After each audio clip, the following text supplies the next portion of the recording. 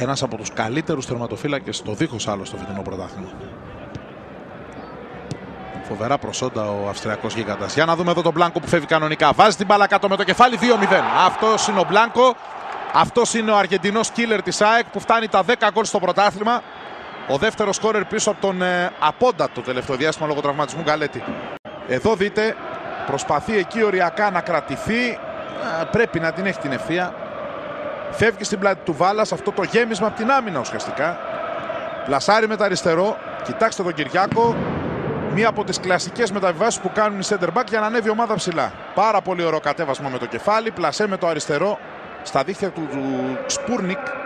Και δείτε εδώ ότι έστω και οριακά, εδώ τώρα που φεύγει η μπάλα τώρα, μπορεί να πατάει και πίσω ο Μπλάνκο. Είναι δύσκολο.